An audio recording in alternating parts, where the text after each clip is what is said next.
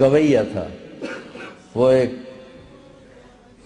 تارا ہوتا تھا، وہ بجا بجا کے نا اپنی روٹی کماتا تھا، بوڑھا ہو گیا، آواز ختم ہو گئی،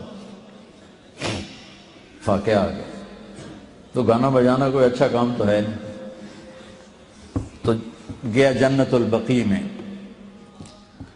تو کہنے لگا یا اللہ، جب آواز تھی تو لوگ سنتے تھے، روٹی بھی چلتی تھی، آواز گئی روٹی بھی گئی، اب اس بڑھاپے میں کہاں جاؤں؟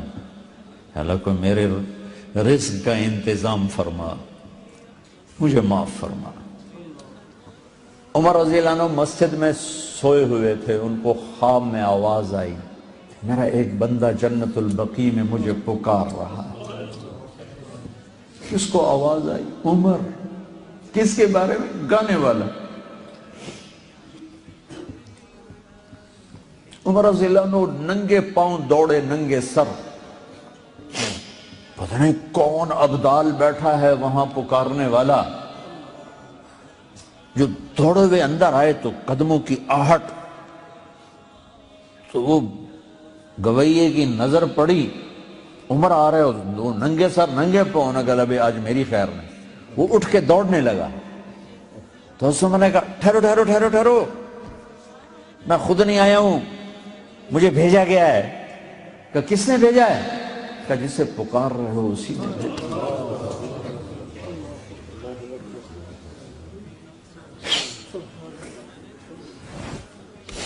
وہ بوڑھا بیٹھ گیا، کہنے لگا واہ میرے رب، ساری زندگی تیری نافرمانی کی، آج تجھے پکارا تو اپنے پیٹ کی خاطر پکارا، اور تو نے اتنا بڑا میرا اعزاز، اتنی بڑی مجھے عزت دی، اے اللہ مجھے معاف کر۔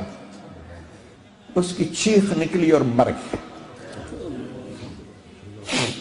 عمر رضی اللہ تعالیٰ عنہ نے خود اس کا جنازہ پڑھا ہے۔ میرے بھائیو، سارے قرآن کا خلاصہ ہے کہ اللہ کو پال، اور وہ خود ارادہ کر، اوکھا کام تاؤں ہوئے جو ادھی صلاح نہ ہوئے، وہ تو ارادہ کر چکا ہے کہ میں تم سے پیار کرتا ہوں، تو بھی آ جائے، توبہ کر لے، ہماری صلح ہو جائے، معافی مانگ لے، سب معاف ہو جائے۔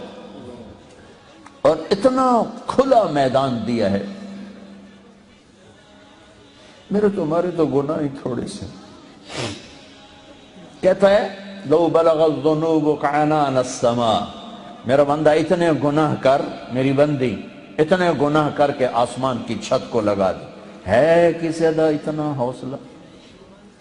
اتنے کا اللہ کی قسم سارے فرشتے کافر ہو جائیں، مسلمان بھی کافر ہو جائیں، کافر تو پہلے ہی کافر ہے، جن بھی کافر ہو جائیں، قیامت تک زندگی ہو، اور سارے مل کر گناہ کریں، آسمان چھوڑ سورج تک نہیں پہنچا سکتے، اور میرا اللہ کہتا ہے ایک مرد ایک عورت اتنے گناہ کرے کہ آسمان کی چھت کو لگا دے، ساری دنیا کہے پکا دوست تھی، اور اللہ کہے میرا بندہ سر ایک دفعہ آدھی زبان سے کہہ دے یا اللہ معاف، تو میں سارے ہی معاف کروں ولا والی۔ یہ کون تلاوت کر رہا ہے؟ تو مجھے کہا گیا حارثہ بن نعمان کر رہے ہیں، حارثہ بن نعمان۔ تو آپ نے سوچا، فرمایا کہ حارثہ تو ابھی زندہ ہے، مرا تو نہیں کہ اس کی روح جنت میں آ گئی اور تلاوت کر رہی، وہ تو زندہ ہے، مدینے میں۔ تو یہ قرآن کی تلاوت دیکھو، تمہیں سنانے کے لیے کتنا بڑا ساؤنڈ سسٹم لگا ہوا ہے، ہم تھوڑے سے بچے ہو، ادھر بچی ہوں گی، مسورات ہوں گی، اور جنت ساتھ آسمان پر، مدینہ زمین پر، اور حارثہ کی آواز آپ جنت میں سن رہے ہیں، کیڑا لاؤڈ سپیکر آئی، کیڑا ساؤنڈ سسٹم آئی، اور وہ سنو کہی یہ کیا بات ہے، حارثہ تو ادھر گھر بیٹھا ہوا ہے۔ کہا جی ماں کی ایسی خدمت کی ہے کہ اللہ نے خوش ہو کر کہا ہے جب حارثہ قرآن پڑھے ساری جنت کو سناؤ۔ ہاں، ساؤنڈ سسٹم کیا تھا؟ ماں کی خدمت، ماں کی دعا۔ ایک روایت میں آتا ہے کہ صحابہ میں دو سب فرما بردار تھے، پر دو جو تھے نا وہ آؤٹ سٹینڈنگ تھے، ایکسٹرا آرڈینری تھے. دو نے جیسے ماں کی خدمت کی کسی نے نہیں کی، ایک حضرت عثمان اور ایک حارثہ بن نعمان. حارثہ بن نعمان کا حال یہ تھا کہ بیوی گھر میں اسے نہیں کہتے تھے میری ماں کی خدمت کر، ہے بھی نہیں. بیوی کے ذمے میرے ماں باپ کی خدمت نہیں، وہ کرے اس کا میرے پر بھی احسان ہے، میرے ماں باپ پر بھی احسان ہے، میں اس کا شکر گزار ہوں گا. لیکن اگر وہ کہے کہ میں نہیں کر سکتی تو وہ مجرم نہیں ہے، نافرمان نہیں ہے. ہمارے ماحول میں تو اس کا تصور ہی نہیں ہے. ساری لڑائیاں ہی اسی پر ہیں کہ میں نے چائے نہیں پوچھ دی، میں نے سلام ہی نہیں کر دی، میرے کپڑے ہی نہیں دھون دی. ایک گھر میں یہاں تک طلاق پہنچ گئی تھی، ہو رہی تھی، اللہ نے مجھے ذریعہ بنا کہ ساس نے یہ آگ لگائی تھی، اے پیکے جاندی میرے کو پوچھ کہیں نہیں جاندی، اور بیٹے کو اتنا بھرا کہ وہ طلاق دینے پہ آ گیا.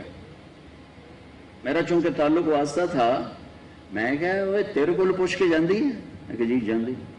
اور میں کہا یہ کو پوچھنا تو ضروری نہیں، یہ تیرے کو پوچھ کے نہ جاوے پھر یہ گناہگار ہے. وہ تیری ماں سے پوچھنا اس کے ذمے نہیں ہے، کیوں پاگل بنتے ہو؟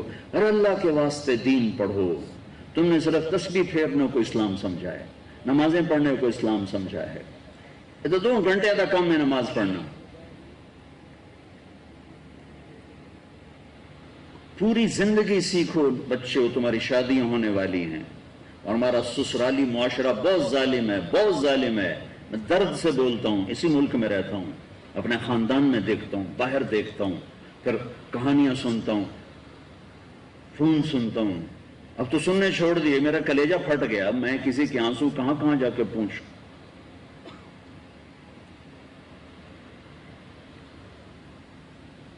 دین سیکھو. دین سے مراد نماز نہیں کہہ رہا ہوں، وہ دین عبادات کا بہت بڑا حصہ. زندگی، دین کی زندگی سیکھو. دین کس چیز کا نام؟ زندگی ہے، ایک زندگی ہے. بڑی مشکل سے وہ طلاق ختم کروائی. بی بی تیرے کو پوچھنا ہے دے ذمے کوئی نہیں، پوچھے تو چنگی گل ہے، جب تو پوچھ لیا کر، لیکن ذمے کوئی نہیں. خامن سے پوچھنا ذمے ہے، اس نے اجازت دے دی تو اس کو کسی سے پوچھنے کی ضرورت نہیں ہے.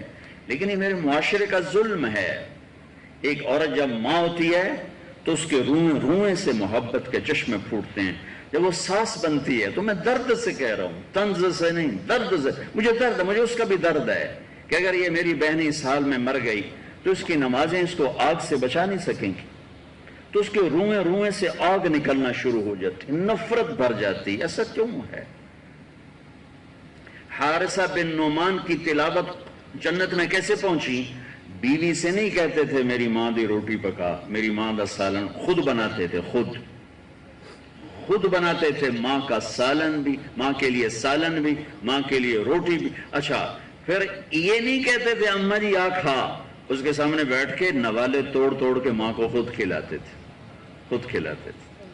ماں کے کپڑے خود دھوتے تھے، ماں کو تیل خود لگاتے تھے، ماں کے سر میں کنگھی خود کرتے تھے، اور جوئیں تک نکال کے مارتے تھے. اب یہ لوگ کہتے ہیں اسی ویل نہیں ساڑی بیوی کرے. تجھے لعنت ہے تیری اس مصروفیت پر جو تجھے ماں کے لیے ٹائم نہ دے سکے. کون سی مصروفیت ہے تمہاری ماں قیمتی ہے یا تیری دکان قیمتی ہے؟ وقت نکال. اپنی ماں اگر زندہ ہے وقت نکال. حارثہ کی آواز جنت میں کیسے پہنچ؟ ماں کے یوں خدمت. اور آخری بات، جب کوئی ماں کے حارثہ بیٹا یہ ذرا کر دینا. اب ان کو سمجھ میں نہیں آیا کہ ماں نے کیا کہا، تو کبھی نہیں کہا ماں جی کیا جی، میں نے سمجھ نہیں آیا. باہر نکل کے بیوی کو اشارہ کرتے، وہ باہر آ جاتی، کہتے ماں جی نے کیا کہا ہے مجھے سمجھ میں نہیں آیا. دوبارہ دوہراتے نہیں تھے. امام زین العابدین اہل البیت آل الرسول، جگر گوشہ حسین، جن سے ان کی نسل چلی، ایک ہی تو بچے کربلا میں، سب تو ذبح ہو گئے. ساری رات رویا کرتے تھے، ساری رات.